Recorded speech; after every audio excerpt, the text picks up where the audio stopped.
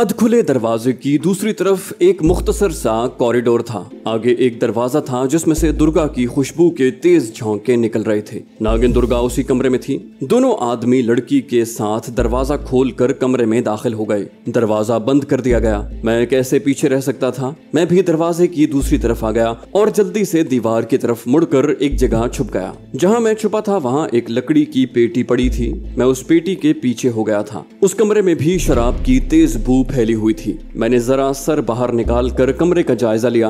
मैंने देखा कि यहाँ कीमती फर्नीचर बिछा हुआ था। छत का फानूस जगमगा रहा था। एसी भी लगा हुआ था जिसकी वजह से कमरे की फजा में गर्मी और हब्स बिल्कुल नहीं था। सामने सोफे पर एक गोल मटोल फूली हुई तोंद वाला आदमी पतलून की पेटी ढीली किए हाथ में शराब का ग्लास पकड़े बैठा हुआ था। उसके साथ नागिन दुर्गा बड़ी कीमती साड़ी पहने बैठी मुस्कुरा रही थी। जैकी और वीरू चाचा ने अंदर आकर हाथ जोड़कर सोफे पर बैठते हुए भारी भरकम आदमी को प्रणाम किया। वीरू चाचा ने कहा, गुरुदेव ने हमें याद किया है, हम हाजिर हो गए। ये वही गुरुदेव था जिसके बारे में ये दोनों आदमी थोड़ी देर पहले गुफ्तगू कर रहे थे। गुरुदेव ने चुटकी बजाकर सिगरेट की राख झाड़ते हुए कहा, बैठ जाओ।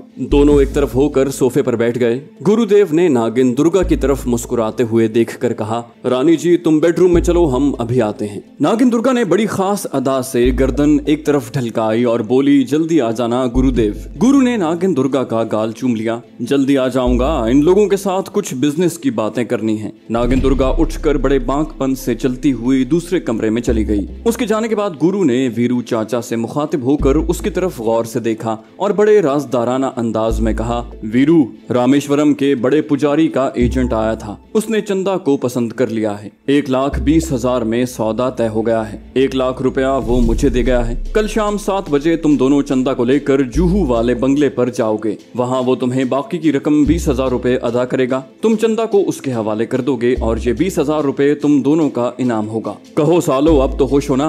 वीरू चाचा और जैकी हंसने लगे। हाथ जोड़कर बोले, गुरुदेव ये सब आपकी कृपा है। वीरू ने मुस्कुराते हुए कहा, लेकिन गुरुदेव आपको तो चंदा पसंद आ गई थी। गुरु ने सिगरेट का कश लगाया और धुआं उड़ाते हुए बोला, अरे वीरू चाचा, पसंद तो जरूर आ गई थी, लेकिन तुम जानो 1 लाख रुपए की रकम भी तो बहुत होती है। लड़कियां तो बंबई में और भी मिल जाएंगी। जैकी ने कहा, गुरुदेव ये रामेश्वरम वाला बड़ा पुजारी कोई बहुत बड़ा सेठ मालूम होता है। गुरु ने कहा, अरे वो तो इस लड़की को सारे तमिलनाडु के अफसरों, मंत्रियों और सेठों में चलाएगा और लाखों कमाएगा। उसका तो धंधा ही ये है। मंदिरों की दक्षिणा से कुछ नहीं मिलता। इसका मतलब था कि नागिन दुर्गा गड्ढे में से निकलकर अंधे कुएं में गिरने वाली थी, जिसे मैं हरगिज बर्दाश्त नहीं कर सकता था। वीरू और जैकी उठकर जाने लगे तो गुरु ने कहा, चंदा कल इस बंगले से बाहर नहीं जाएगी। वो शॉपिंग वगैरह को कहे तो भी तुम लोगों ने कोई बहाना बनाकर उसे टाल देना होगा। तुम लोग कल शाम ठीक 7 बजे चंदा को एक पार्टी में जाने का बहाना बनाकर उसे अपने साथ गाड़ी में सीधा जुहू वाले बंगले पर ले जाओगे। वहाँ बड़े पुजारी का एजेंट मौजूद होगा। उसका नाम कृष्णापति है। मैंने उसे तुम्हारे फोटो दिखा दिए हैं। तुम्हें भी उसका फोटो दिखा दूंगा। तुम मेरा खत भी साथ ले जाओगे। चलो जाओ अब। दोनों बदमाश कमरे से निकल गए। उसके साथ ही गुरु भी उठकर उस दरवाजे की तरफ बढ़ा जिस दरवाजे में से नागिन दुर्गा बाहर गई थी। मैं समझ गया कि वो बेडरूम में जा रहा है, जहां नागिन दुर्गा इंतहाई बेखबरी की कैफियत में खुद को एक अय्याश तवाइफ समझते हुए उसका इंतजार कर रही होगी। मनहूस देवता की बद्दुआ ने नागिन दुर्गा की याददाश्त ही गुम नहीं की थी, बल्कि उसकी अक्ल पर भी पर्दा डाल दिया था। मुझे हर हालत में उसकी इज्जत व आबरू की हिफाजत करनी थी, क्योंकि मैं जानता था कि याददाश्त वापस आ जाने की सूरत में, जो कि एक ना एक दिन जरूर वापस आनी थी, जब नागिन दुर्गा पर यह भयानक इंकिशाफ होगा कि उसके साथ कैसी कैसी हौलनाक ज्यादतियां हुई हैं और उसकी इज्जत और हुर्मत की धज्जियां उड़ चुकी हैं, तो वो जरूर खुदकुशी कर लेगी। इसके अलावा मुझ पर नागिन दुर्गा के बड़े एहसान थे। उसने बड़े मौकों पर अपनी जान पर खेल कर मेरी जिंदगी बचाई थी। मेरा इंसानी फर्ज भी बनता था कि मैं इस लड़की को, जो इंतहाई बेखबरी के आलम में थी, जिसे मालूम ही नहीं था कि उसके साथ क्या हो रहा है, उसकी मदद करूं और उसे तबाही और बर्बादी के गड्ढे में गिरने से बचा लूं। चुनाचे मैं भी गुरुदेव जिस तरफ गया था उस तरफ चल पड़ा। पुराने बंगले में मेरे लिए छुपने के काफी इम्कानात थे। मैं दूसरे दरवाजे की दहलीज के ऊपर से रेंग कर दूसरी तरफ आ गया, जहां एक और छोटी सी राहदारी थी। गुरुदेव एक कमरे में दाखिल हो गया था। मैंने उसे कमरे में दाखिल होते देख लिया था। मुझे मालूम था कि बेडरूम है और गुरु अंदर जाने के बाद उसका दरवाजा जरूर बंद करके अंदर से चटखनी लगा देगा। इसलिए मैंने एक लम्हे के लिए भी देर न की और राहदारी में तेजी से रेंग कर अभी बेडरूम का दरवाजा खुला ही था कि मैं अंदर घुस गया और इधर उधर देखे बगैर कमरे की दीवार के साथ ही मुड़कर अपने आप को कालीन के किनारे के नीचे छुपा दिया। पतला दुबला और मुख्तसर सा सांप होने की वजह से मुझे छुपने में आसानी होती थी। ये वाकई बेडरूम था और खूब सजा सजाया था। रोशनी मध्यम और ख्वाब अंगेज थी। दुर्गा नागिन पलंग पर टेक लगाए बैठी सिगरेट पी रही थी। गुरु ने दरवाजा बंद करके चटखनी लगा दी और पलंग पर चढ़कर नागिन दुर्गा के साथ लगकर बैठ गया। वो अपना शराब का ग्लास हाथ में पकड़कर अपने साथ ही लाया था। दुर्गा का गाल चूम कर बोला, रानी तुमने मुझ पर जादू कर दिया है, तुम्हारे बगैर एक पल गुजारना मुश्किल हो गया है। नागिन दुर्गा ने मुस्कुराते हुए कहा, गुरुजी मैं तो 2 दिन में ही आपकी दीवानी हो गई हूँ। गुरुदेव आगे बढ़ा तो नागिन दुर्गा ने हाथ से उसे पीछे करते हुए कहा, पहले ये ग्लास तो खत्म कर लें। गुरु गटागट ग्लास वाला दारू चढ़ा गया। ग्लास को पलंग पर रख कर तपाई पर रख दिया और नागिन दुर्गा से दस्त दराजियां शुरू कर दी। नागिन दुर्गा किसी किस्म की मजाहमत नहीं कर रही थी। साफ लग रहा था कि मनहूस देवता की बद्दुआ के ज़ेरे असर वो खुद अपने आप को बदमाश गुरु को पेश कर रही है। गुरु भी छटा हुआ बदमाश था। उसे मालूम था कि लड़की उसके पास सिर्फ एक रात के लिए ही है, चुनाचे वो उस रात का भरपूर फायदा उठाना चाहता था। जब मैंने महसूस किया कि गुरु हद से आगे बढ़ रहा है तो मैं तेजी से एक तरफ से रेंगता हुआ पलंग की बाएं पट्टी की तरफ आ गया। गुरु उस तरफ लेटा हुआ था और नागिन दुर्गा को अपनी तरफ खींच रहा था। मैं गुरु को हमेशा की नींद सुला देना चाहता था, मगर मैं ऐसा नहीं कर सकता था क्योंकि इस तरह उसकी मौत का इल्जाम नागिन दुर्गा पर लग सकता था। किसी ने यकीन नहीं करना था कि गुरु को सांप ने काटा है। मैंने कुछ सोच लिया कि मुझे क्या करना है और गुरु के जिस्म में कितना जहर दाखिल करना है। मैं सिर्फ उतना ही जहर उसके खून में शामिल करना चाहता था कि जिससे वो सारी रात बेहोश पड़ा रहे और दूसरे दिन भी इस काबिल न रहे कि नागिन दुर्गा की इज्जत बर्बाद कर सके। ये बात सांप का जिस्म और इंसान का जहन होने के नाते मेरे इख्तियार में थी। मैं पलंग की पेटी पर चढ़ गया। बेडरूम में रोशनी बड़ी मध्यम थी। वैसे भी उस वक्त गुरु पर जज्बाती हैजान की कैफियत तारी थी। मैं पलंग की पाइंती की जानिब आ गया और गुरुदेव की नंगी पिंडली पर तेजी से इस तरह डस दिया जिस तरह कोई आदमी किसी के बदन पर जरा सी सुई चुभ होकर पीछे हट जाता है। इतने मुख्तसर से वक्फे में ही मैंने जितना जहर गुरु के खून में शामिल करना था वो मैंने कर दिया था। मैं अपना काम करने के बाद दीवार के साथ लगकर छुप गया। जहर ने फौरन अपना काम दिखाना शुरू कर दिया। गुरुदेव दुर्गा का बाजू पकड़कर किसी बात पर हंस रहा था कि वो एकदम खामोश हो गया। नागिन दुर्गा ने पूछा, क्या हुआ गुरुदेव? बदमाश गुरुदेव उठकर बैठ गया, फिर सर पर हाथ रख कर माथे को दबाने लगा। बोला, चक्कर सा आ गया है। नागिन दुर्गा ने कहा, ज्यादा तो नहीं पी ली गुरुजी? गुरु नागिन दुर्गा के इस सवाल का जवाब न दे सका और पलंग पर लेट गया। नागिन दुर्गा उसे जगाने की कोशिश करने लगी। गुरु ने कमजोर सी आवाज में कहा, मुझे नींद आ रही है, सोने दो। और उसके बाद उसकी कोई आवाज न आई। वो बेहोश हो चुका था और अब उसे दूसरे दिन दोपहर तक बेहोश ही रहना था। नागिन दुर्गा यही समझी कि गुरु ने ज्यादा शराब पी रखी है। वो पलंग पर दूसरी तरफ मुंह करके लेट गई। सारी रात मैं दीवार के पास कालीन में सर बाहर निकाले लेटा रहा। थोड़ी थोड़ी देर बाद मैं उन दोनों को देख लेता था। नागिन दुर्गा ने 2-3 बार पहलू बदला मगर गुरु के जिस्म ने कोई हरकत न की। उसका जिस्म हरकत कर भी नहीं सकता था। ये उसकी खुशकिस्मती थी कि मैंने उसे सिर्फ बेहोश किया था, वरना मैं उसे हलाक भी कर सकता था। दिन निकला तो वही खाली ब्लाउज और पतलून वाली लड़की ने आकर नागिन दुर्गा को जगाया और कहा, चाय पी लो चंदा, गुरुजी को भी जगा दो। गुरुजी को जगाना मुमकिन नहीं था। दोनों उसे जगा रही थीं और वो हर बार पहलू बदल कर कहता, मुझे सोने दो, दफा हो जाओ। उस बदमाश को थोड़ा थोड़ा बोलने का ये फायदा हुआ था कि किसी को शक नहीं हुआ था कि गुरु बेहोश है, वरना वहाँ जरूर कोई हंगामा खड़ा हो जाता और डॉक्टर बुला लिया जाता और हालात कोई दूसरी शक्ल इख्तियार कर जाते। नागिन दुर्गा ब्लाउज वाली लड़की के साथ ये कहकर चल दी कि गुरुजी ने रात ज्यादा पी ली थी, इन्हें आराम करने दो। गुरु को दोपहर के बाद होश आया, उठकर बैठ गया। उस वक्त कमरे में कोई दूसरा नहीं था। मैं उसे देख रहा था। गुरु उठकर बैठ गया और अपना सर और बाजुओं को हाथों से दबाने लगा। इतने में वीरू चाचा और जैकी अंदर आ गए। गुरुदेव, आपकी तबीयत तो ठीक है? गुरु ने कमजोर सी आवाज में कहा, भगवान जाने ये शराब कैसी थी, ऐसा बेसुध होकर पड़ा हूँ कि अब आंख खुली है। अब भी जिस्म दर्द कर रहा है। अरे जैकी साले, ये शराब तुम कहाँ से लाए हो? उसने कहा, गुरुदेव माइकल की दुकान से लाया था, रोज ही वहाँ से लाता हूँ। गुरु ने चिल्लाकर कहा, कल उसने तुम्हें कच्ची शराब दे दी थी, आज उसकी तबीयत दुरुस्त करता हूँ। फिर बोला, अरे मेरे लिए कॉफी बनाकर लाओ। फिर वो पलंग पर टेक लगाकर बैठ गया। वीरू चाचा ने कहा, सब मामला तैयार है गुरुदेव। गुरु बोला, बस शाम को लड़की को लेकर जूहू पहुंच जाओ। आज रात वो मेरे साथ ही सोई हुई थी, अभी उठकर गई है। उधेड़ उमर गुरु शायद इन दोनों पर अपनी मर्दानगी का रोब जमाना चाहता था। वीरू चाचा ने मुस्कुराते हुए कहा, गुरुदेव वो तो आप पर जान छिड़कती है। गुरु ने बड़ी शान से सर उठाकर कहा, हम भी तो अपने मर्द होने का पूरा पूरा हक अदा करते हैं। रात को मेरे चरणों में बिछी जा रही थी, साली जहाँ भी होगी याद करेगी, मेरे जैसा मर्द उसे कहीं नहीं मिलेगा। जैकी ने खुशामदाना लहजे में कहा, क्यों नहीं क्यों नहीं। ब्लाउज पतलून वाली लड़की कॉफी की प्याली लेकर आ गई। गुरुजी ने प्याली ले ली और कहा, वो चंदा कहाँ है? लड़की ने कहा, वो बाथरूम में तैयार हो रही है। गुरुदेव ने कहा, उसे कहो कि अच्छी सी साड़ी पहने, आज शाम उसे जूहू की पार्टी में ले जाना है। Okay boss. ब्लाउज वाली लड़की चली गई। गुरु ने वीरू से कहा, मद्रासी एजेंट कृष्णपटी से 100 के नोटों में 20,000 लेना। फिर कुछ सोचकर बोला, उस साले के पास 100 के नोट कहाँ होंगे? चलो जो भी नोट दे ले लेना, मगर खास निशान देख लेना, कहीं नकली नोट ना हो। गुरुदेव वो ऐसी जुर्रत नहीं कर सकता कि आपको धोखा दे, जाली नोट देकर वो कहाँ जाएगा। हाँ ये तो है। ये कहकर गुरु कॉफी पीने लगा। फिर अपनी एक टांग को ऊपर नीचे करते हुए बोला, साला टांगों में जैसे जान नहीं है। जैकी ने कहा, गुरुदेव दबा दूं?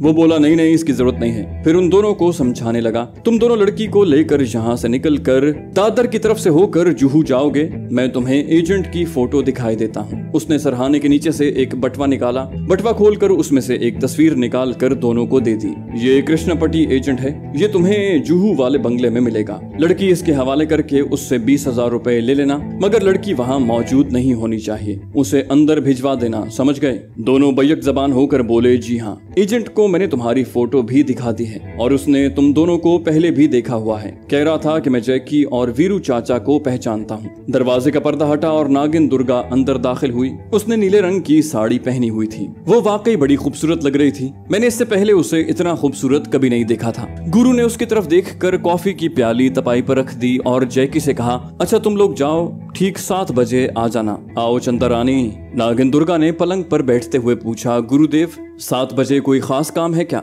गुरु ने कहा, तुम बैठो तो सही मेरी जान, अभी बताता हूँ। गुरु ने नागिन दुर्गा के गले में बाजू डालकर उसे अपने पास बिठा लिया। नागिन दुर्गा मुस्कुरा रही थी। मुझे यकीन नहीं आ रहा था कि नागिन दुर्गा में इस कदर इनकलाब भी आ सकता है। नागिन दुर्गा ने कहा, गुरुजी रात आपको क्या हो गया था? मालूम होता था ज्यादा पी गए थे। गुरु ने फौरन कहा, लेकिन तुम्हें तो खुश कर दिया ना। नागिन दुर्गा ने हल्का सा कहकहा लगाकर कहा, हाँ मैं बहुत खुश हूँ। बदमाश गुरु को कुछ याद नहीं था कि रात उसने क्या किया और उसके साथ क्या हुआ। कहने लगा, कुछ ज्यादा ही पी गया था, बस उसके बाद ऐसी गहरी नींद सोया कि अब जागा हूँ। फिर सिगरेट सुलगा कर कहने लगा, हाँ चंदा रानी, आज शाम तुम्हें वीरू और जैकी के साथ जूहू वाले बंगले पर जाना है, वहाँ एक खास डांस पार्टी है। नागिन दुर्गा ने खुश होकर कहा, मैं जरूर जाऊंगी गुरुजी। क्या ये साड़ी ठीक रहेगी या कोई दूसरी पहन लूं? गुरु ने कहा, नहीं यही ठीक रहेगी। वो नागिन दुर्गा से दस्तदराजी करने लगा। नागिन दुर्गा ने पहले की तरह कोई मजाहमत न की। गुरु रात का गुस्सा दिन के वक्त शायद उतारना चाहता था। मैं उसे दूसरा इंजेक्शन देने की तैयारियां करने लगा, लेकिन मेरे पहले इंजेक्शन का अभी असर बाकी था। इधर उधर हाथ चलाने के बाद गुरु को एहसास हो गया कि वो अपने मकसद में कामयाब नहीं हो सकेगा। फौरन हाथ खींच लिया और बोला, अच्छा अब तुम जाकर अपने और मेरे लिए खाना तैयार कराओ, हम दोनों एक साथ खाना खाएंगे। नागिन दुर्गा ओके कहकर चली गई। गुरु ने उसके जाने के बाद अपने माथे पर जोर से हाथ मारकर कहा, साले गुरुदेव क्या हो गया है तुम्हें? उसके बाद पलंग पर से उठकर वो भी कमरे से निकल गया। दूसरे कमरे से मुझे नागिन दुर्गा की आवाज आ रही थी। वो किसी को खाने के बारे में कुछ कह रही थी। मैं सोचने लगा कि मुझे यहाँ रहकर शाम हो जाने का इंतजार करना चाहिए या बंगले के बाहर किसी जगह छुप जाना चाहिए, ताकि जब वीरू चाचा और जैकी नागिन दुर्गा को लेकर बाहर निकलें तो मैं भी उनके साथ हो जाऊं। मुझे क्या करना चाहिए था मैंने सोच लिया था। आखिर मैंने यही फैसला किया कि कोई पता नहीं ये लोग बेडरूम में वापस ना आए और बाहर के बाहर ही निकल जाएं। चुनाचे मैं वहां से खिसक कर पिछले कमरे में चला गया। इस कमरे की राहदारी से होता हुआ दूसरे कमरे में घुस गया और उसके रोशनदान में से होकर बंगले के अकबी बरामदे में उतर आया। ये एक वीरान सा पुराना बंगला था। वहाँ छुपने की बहुत जगह थी। मैं बरामदे के बिल्कुल सामने एक झाड़ी में छुप कर बैठ गया। दिन गुजरता चला गया। जब सूरज मगरिब की तरफ डूब गया तो बंगले में एक नई कार दाखिल हुई। ये वही नए मॉडल की गाड़ी थी जो मैंने यहाँ आते वक्त देखी थी। गाड़ी बरामदे के बिल्कुल सामने आकर रुक गई। उसमें से वीरू चाचा और जैकी उतरे। जैकी ने कहा, चाचा तुम गाड़ी में ही रहो, मैं चंदा को लेकर आता हूँ। वीरू चाचा बोला, कोई पता नहीं गुरुदेव ने कोई खास पैगाम न दिया हो, मैं भी तुम्हारे साथ ही चलता हूँ। दोनों बरामदे में से होकर कोठी के दरवाजे में दाखिल हो गए। इसका मतलब था कि ये लोग उसी गाड़ी में नागिन दुर्गा को लेकर जुहू जा रहे थे। जुहू बंबई शहर के एक पुराने मगर फैशनेबल इलाके का नाम था। वहाँ उस बदमाश गुरु का कोई बंगला था जहाँ इस किस्म के मजमूम धंधे होते थे। मैंने सोचा कि अभी से गाड़ी में छुप कर बैठ जाना चाहिए। चुनाचे मैं झाड़ियों में से निकला और गाड़ी की तरफ बढ़ा। गाड़ी के सारे दरवाजे बंद थे। किसी तरफ से अंदर दाखिल होने का कोई रास्ता नहीं मिल रहा था। इस ख्याल से कि जब दोनों आदमी नागिन दुर्गा को लेकर आएंगे तो मुमकिन है मैं गाड़ी में दाखिल न हो सकूं। मैं गाड़ी के पिछले हिस्से में जहां गाड़ी की नंबर प्लेट लगी हुई थी उस पर चढ़कर उसके पीछे चिमट गया। उन लोगों ने अंदर काफी देर लगा दी। शायद वो लोग 7 बजने का इंतजार कर रहे थे। आखिर उनकी आवाजें सुनाई दी। बरामदे की बत्ती रोशन कर दी गई थी क्योंकि शाम का झटपटा फैल गया था। वीरू चाचा और जैकी नागिन दुर्गा को लेकर बाहर आ गए। नागिन दुर्गा उस नीली रेशमी साड़ी में थी और दोनों बदमाशों से हंस हंस कर बातें कर रही थी। वीरू चाचा ड्राइविंग सीट पर बैठ गया और जैकी नागिन दुर्गा को लेकर पिछली सीट पर बैठ गया। पिछली सीट का दरवाजा अभी आधा खुला था। अचानक मुझे ख्याल आ गया कि अगर रास्ते में जैकी की नीयत खराब हो गई और उसने नागिन दुर्गा से ज्यादती की कोशिश की तो मैं उसकी इज्जत बचाने के लिए कुछ नहीं कर सकूंगा क्योंकि दरवाजा बंद होगा और मैं गाड़ी के अंदर नहीं जा सकूंगा। अंधेरा था। मैं जल्दी से नंबर प्लेट से नीचे उतर आया और तेजी से रेंगता हुआ पिछले अध खुले दरवाजे में से खिसक कर सीट के नीचे घुस गया। उस वक्त जैकी सिगरेट का पैकेट निकाल कर सिगरेट सुलगा रहा था। वीरू चाचा ने अगली सीट से आवाज लगाई, अरे जैकी की औलाद, दरवाजा बंद कर। जैकी ने दरवाजा बंद कर दिया और बोला, हाँ चाचा, पार्टी में वक्त पर पहुंचना है। नागिन दुर्गा ने पूछा, ये किसकी पार्टी है? जैकी ने कहा, विलायत से गुरु का एक दोस्त आया हुआ है, उसने डांस पार्टी का इंतजाम किया है। बड़ी फैशनेबल लड़कियां आएंगी, फिल्म एक्ट्रेसें भी होंगी। नागिन दुर्गा ने खुश होकर कहा, अच्छा फिर तो बड़ा मजा आएगा। जैकी ने कहा, हमें तो सिर्फ तुमसे बातें करके ही मजा आता है। अगली सीट पर वीरू चाचा ने उसे डांटते हुए कहा, ज्यादा बातें मत बना, चुपके से बैठे रहो। जैकी बोला, ठीक है चाचा, ठीक है। नागिन की हल्की सी हंसी की आवाज मुझे सुनाई दी। गाड़ी किसी बड़ी सड़क पर आकर पूरी रफ्तार से उड़ी जा रही थी। गाड़ी जुहू के इलाके वाले बंगले के पोर्च में जाकर रुक गई। सब लोग गाड़ी से बाहर निकल गए। मैं भी मौका देखकर सीट के नीचे से निकल आया। जैकी और वीरू चाचा बंगले के बरामदे की तरफ बढ़े तो अंदर से एक काले रंग का मुन्हनी सा आदमी मुस्कुराता हुआ नमूदार हुआ। उसने सूट पहन रखा था। वीरू चाचा की तरफ हाथ बढ़ाकर बोला, मेरा नाम कृष्णपटी है, तुम लोग जैकी और वीरू चाचा हो। जैकी ने कहा, यस मैं जैकी हूँ, ये वीरू चाचा है। कृष्णपटी ने नागिन दुर्गा को ऊपर से नीचे तक देखा। वेरी ब्यूटीफुल, अंदर चलकर बैठते हैं। नागिन दुर्गा उन लोगों के साथ अंदर कमरे में चली गई। कमरे का दरवाजा खुला था, सिर्फ पर्दा गिरा हुआ था। मैं भी एक तरफ से रेंग कर कमरे में दाखिल होकर एक तरफ छुप गया। नागिन दुर्गा ने जैकी से पूछा, पार्टी कब शुरू होगी? दूसरी औरतें कहाँ हैं जैकी? जैकी बोला, अभी आ जाएंगी। मद्रासी दलाल ने जैकी और वीरू से कहा, तुम लोग जरा मेरे साथ आओ। जैकी और वीरू चाचा उठकर मद्रासी दलाल के साथ दूसरे कमरे में चले गए। नागिन दुर्गा कमरे में अकेली रह गई। अचानक मुझे ख्याल आया कि अगर मद्रासी दलाल नागिन दुर्गा को साथ लेकर रामेश्वरम की तरफ चल दिया तो मेरे लिए कई मसले पैदा हो सकते हैं। खुदा जाने ये दलाल नागिन दुर्गा को लेकर रेलगाड़ी में सफर करेगा या हवाई जहाज में सवार होकर रामेश्वरम जाएगा। इतना मुझे मालूम था कि रामेश्वरम भारत के जुनूब में वाक़ है और बंबई से बड़े तवील फासले पर है। मुझे जो कुछ भी करना था उसी वक्त कर गुजरना था। लेकिन सवाल ये था कि मैं क्या करता। मैं नागिन दुर्गा के सामने जाहिर होने का खतरा मोल नहीं ले सकता था क्योंकि उसकी याददाश्त खत्म हो चुकी थी। वो तो मुझे बिल्कुल नहीं पहचानेगी और सांप को सामने देखकर शोर मचा देगी और बंगले के आदमी मुझे जिंदा नहीं छोड़ेंगे। अचानक मुझे ख्याल आया कि अगर मैं नागिन दुर्गा को जरा सा डस दूं तो ये तो यकीनी बात थी कि सांप का जहर उसे हलाक नहीं कर सकता था। जैसे मुझे अगर कोई सांप काटता तो मैं भी हलाक नहीं हो सकता था। हो सकता है मेरे जहर के असर से नागिन दुर्गा की याददाश्त वापस आ जाए। ये अंधेरे में तीर चलाने वाली बात थी। हो सकता था कि तीर ठीक निशाने पर जा लगे। इसके इम्कानात 100 में से 1% थे, लेकिन मैं 1% को आजमाना चाहता था। दोस्तों, ये थी हमारी आज की एपिसोड। उम्मीद करते हैं आपको हमारी कहानी पसंद आई होगी। जाने से पहले इस वीडियो को लाइक कीजिए और शेयर करना मत भूलिए। कमेंट करके हमें बताइए कि आपको हमारी वीडियो कैसी लगी। और अगर अभी तक आपने इस चैनल को सब्सक्राइब नहीं किया तो इसे सब्सक्राइब कीजिए और बेल आइकन दबाकर ऑल नोटिफिकेशंस ऑन कर लीजिए।